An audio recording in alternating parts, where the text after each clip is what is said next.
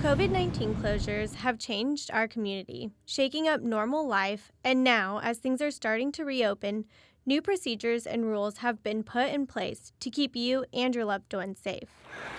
And that is exactly what you can expect here at the historic Los Banos Del Mar Pool. This pandemic has really changed the community asset in a way, but fortunately we still can be here in a safer way. From the public standpoint of view, this is a national historical landmark here in Santa Barbara. And we have families on the team whose parents met here while practicing at Los Banos. And then they've started their families and they now have kids on the team, which I thought is a pretty cool twist in addition to the historical side of this pool. I've been swimming here at Los Banos since 1980.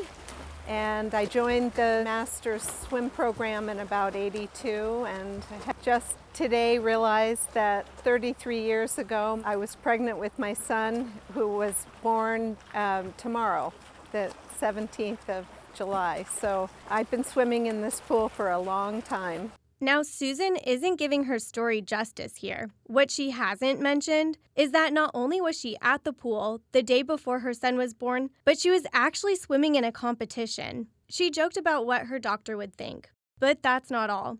Years later, her son met his significant other at the pool. So they really are a family of swimmers. It's very crazy, and there's more stories like that than you would believe. So there's a lot of history here, very cool history. The rich history of the pool and its deep connection to the community is what makes it so special. And its reopening was very important. As lifeguards, and especially in aquatics, our priority always remains, pandemic or not, our number one priority is always the safety of the public and our staff.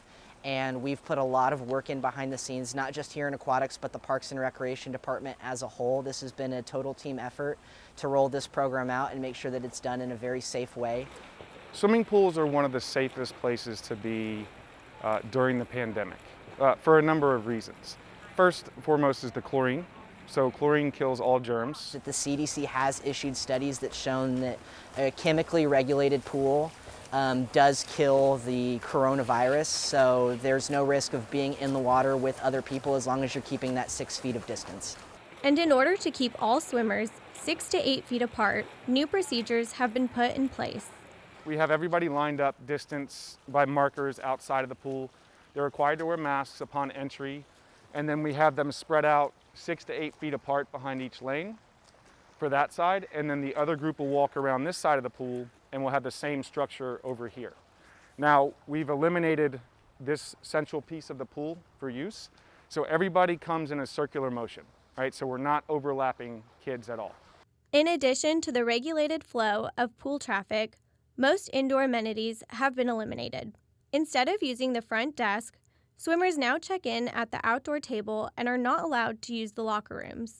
We are asking that swimmers come in their swimsuit already, ready to swim, so that way after they check in at the front table, they can proceed directly to their lane, disrobe, enter the water, swim, get out of the water, dry off, and then go to their car. I don't bring anything except my cap and goggles, and arrive at the pool, swim, and I shower at the end of the pool just to rinse off, but don't plan on hanging out here in the sun, unfortunately. To be safe and to keep the swimmers moving through the process, that is a big change. We've instituted a reservation system in order to deliver the lap swim program here. So swimmers are now able to reserve a single lane for 2 swims per week throughout the day. We've split the lanes up from 50-meter lanes into 25-meter lanes.